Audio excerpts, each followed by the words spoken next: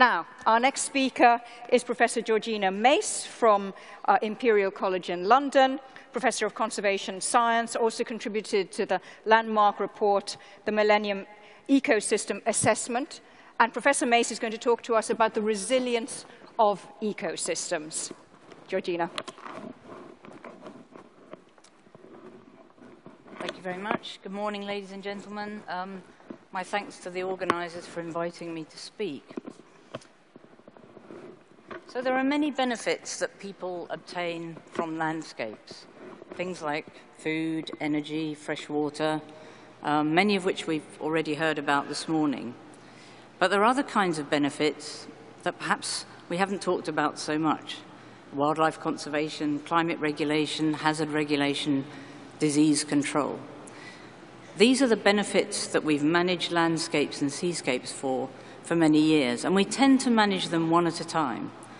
And managed at that scale, we understand the processes reasonably well, and we can be quite successful when we do it well. What we've heard about is the fact that many of these are deteriorating. They're no longer able to provide us with the benefits that we need.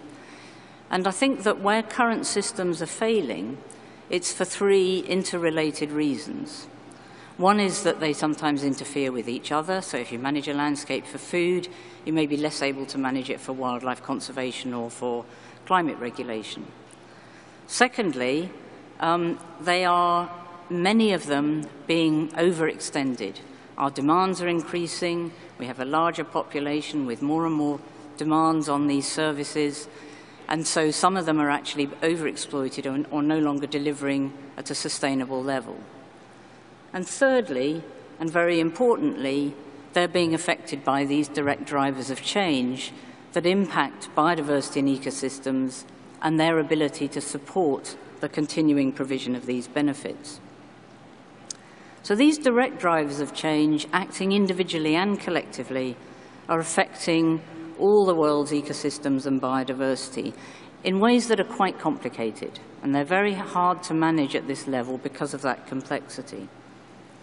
And then in turn, of course, these direct drivers of change are being affected by the distal processes, economic and sociological change, population and demographic change, technology and innovation. And there are many feedbacks and other interactions in this process that makes the whole system very hard to understand and manage. And I'm going to use this framework to present 4 examples of opportunities for managing better so that we receive all these benefits from ecosystems.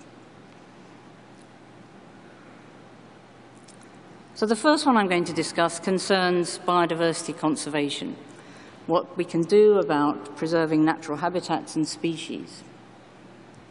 As we heard yesterday, the status of wild species is declining, largely because of those direct drivers of change. And in different groups, we can track that deterioration using one metric, the Red List Index, which just measures the rate at which species are moving towards extinction. In some of the birds, mammals, and amphibians, where direct conservation has been effective, we can show how we've managed to slow that rate of decline. So the red line for the birds and mammals is the state they would have been without direct on-the-ground conservation. For amphibians, which are declining very rapidly worldwide, we haven't put nearly as much effort into conservation, and so you can see that effect isn't evident at all. We understand how to do habitat conservation and species conservation, and when it's well directed, it can make a difference. But it's all at far too small a scale. The second important reason to take account of biodiversity and ecosystems is that these are the sources of evolutionary innovation and of the processes that will allow the environment to adapt and change in the face of these very strong direct pressures.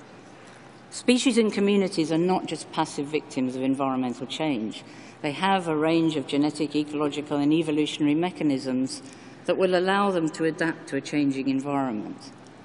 If we look at what happened to species during the periods of recovery following the retreat of the ice at the end of the last ice ages, even within these closely related groups of coniferous trees, mammalian cervids, we can see all these responses: coping, habitat shift, individual species migrating to track the environment in which they're comfortable, and of course some that unfortunately went extinct.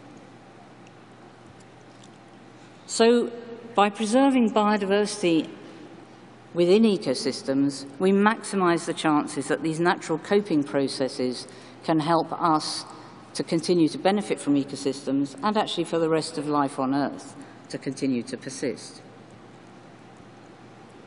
The second example I'm going to use concerns land use planning, and it moves up this scale to the level of direct drivers, specifically looking at land and sea use change.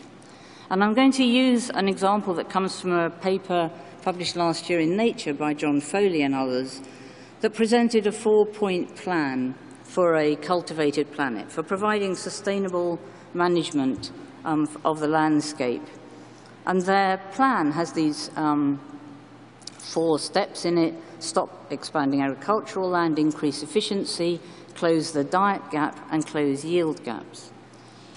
But at the same time, this plan can increase food availability, but will also, because it's not increasing the footprint of agriculture anymore, it reduces greenhouse gas emissions, reduces biodiversity loss, reduces pollution and water use. So here's a technical solution. There are many obstacles to this, not least the fact that it doesn't sit very comfortably within nation states. There are obstacles to do with national food security, international trade, and it requires a level of planetary control that some people are very uncomfortable with. Another example at this level concerns geoengineering. This is a very controversial topic, but it's one that is becoming more widely discussed as we become aware that the measures to reduce greenhouse gas emissions that will limit dangerous climate change are so clearly failing. Geoengineering includes a very wide range of technologies, some of which are quite local and could be quite benign, things like reflective crops or widespread afforestation, to highly technological deployments of infrastructure in space or in the atmosphere. Scientific assessments of the likely outcomes of these different technologies have looked at 4 measures: the effectiveness, the affordability, the safety, and the timeliness. And clearly all of them have problems. None of them meets all those criteria, which would be represented by a large green circle in the top right-hand corner of this graph. But some of them are getting pretty close. We've done a lot of work understanding the science and technology behind geoengineering, but actually many of the obstacles are not scientific and technological. They're to do with governance, specifically to do with who's going to decide to do this, who's going to decide to stop, who are the winners, who are the losers, who takes the risks, and who's going to benefit. And that's the case of many of these large-scale interventions that I'm talking about here. Geoengineering is designed to interfere in what we've already done to the climate system. But whatever technology is involved, whether it's solar radiation management, carbon dioxide removal, geoengineering also has direct and indirect impacts on biodiversity and ecosystems. And these are very complicated and hard to understand. And it just reiterates the point that it will actually be better to interfere in the system at the point in the causal chain at which we're driving climate change, and not by these technologies lower down. The third example is the best I could come up with as an example at this very top level. I think this is a difficult area to intervene, but using some work from the UK National Ecosystem Assessment, which attempted to take a very broad-scale look at the benefits that we get from the environment in the UK and the range of policies that could be implemented to better manage it.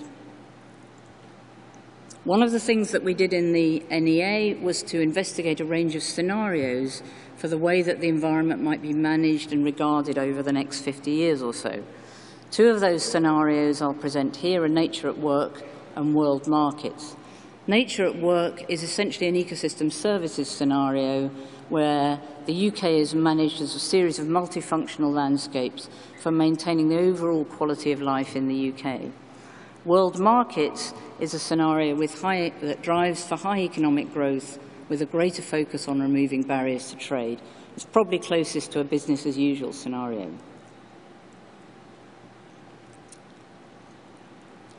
So these are the figures of what the UK costs and benefits would look like in 2050 under each of those scenarios. So the top one is looking at nature at work in 2050, the bottom one, world markets, each compared to the situation today. Green means there's economic benefits, red means there are losses, and we're looking at 4 different kinds of benefits here. 4 that economic value could be determined for, agricultural values, greenhouse gas emission values, recreational value, and urban green space. And the map on the right is not an economic map, but shows the biodiversity index, the change in overall bird diversity under each of these scenarios. So the nature at work scenario generally is better across the board. The benefits that we're getting from the ecosystems are improved in every case except for agriculture. Agriculture is better under world markets because that's a scenario that's driven by market mechanisms based around the value of agricultural produce. The biodiversity metric shows that it's much better off under a nature at work scenario, and actually it's not far off being as beneficial as a scenario that was directed entirely towards biodiversity conservation. The UK NEA was an interesting example of how you can plan at this scale. The obstacles to this, of course, are many, in particular how we get from here to there. All of these services are managed through entirely different systems, through different parts of government, private and public sector, and there are many conflicts that would arise in trying to implement it. But overall, the benefits are clear to see. So to summarize, I think there are many options, particularly coming from science and technology, about how we could do a better job of planetary stewardship. We need to prioritize these actions based on evidence about costs, benefits, and risks. We need to work with the natural systems of the planet. These have given us the diversity of life on Earth that we value so much, and that actually provides us fundamentally with many of the things on which we depend. These natural processes cannot be ignored. Where we have new technologies, we need to plan, test, and deploy them at the right scale, focusing on what we're actually trying to achieve.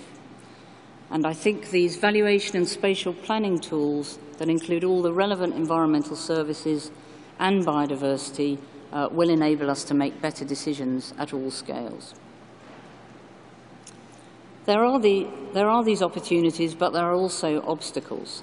I've talked about some of them, the gaps in knowledge and information, and particularly our uncertainty about the system we're trying to intervene with, the question of when do we know enough to act. I think there are ways of dealing with these issues of gaps in knowledge and uncertainty, and we probably haven't tried hard enough. There are serious obstacles around market failures and global governance, particularly things around international trade across borders. And there is the problem of finding good environmental governments at all scales, local, regional, and global. Thank you very much for listening. Thanks to my collaborators and funders.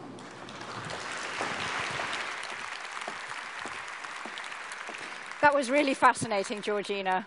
So many ideas. Thank you very much. Ada, who's somewhere in the hall, wants to know a bit more about food availability. You talked to us about that research project, put up a slide, and is asking, what do you see as some of the obstacles to try and increase food availability in a sustainable way? Well, one of the obstacles is that there's only 2 ways you can get more food. Increase the area in which it's being used for production, and increase the intensity of the production within a small area. And both of those have side effects and problems. So either more land or more inputs. Yeah, yeah. So this example that I gave is one that actually tries to optimize land use for particular kinds of crops, given the environment that they're in. And therefore, it can cut the amount of input and it can limit the expansion of the agricultural footprint. Yeah. There are clearly then the problems become ones about land ownership, governance, international trade, and so on. So interesting comment. As you're speaking, we've got a comment from David Lapola, who's from Sao Paulo State University in Brazil, saying we should be careful on promoting higher yield agriculture, because in the past it's shown us that by increasing productivity makes agriculture more economically attractive, and then that leads to greater land use. Well, so you get trapped. One of the things that I think has great potential merit is, as in that paper, optimizing agriculture for the conditions and precision agriculture, where you just use exactly the right kinds of inputs to increase production, but limit damage to the environment and the other side effects. We'll keep this conversation going. Georgina, for now, thank you so very much. And there's a big role for science in all that, of course.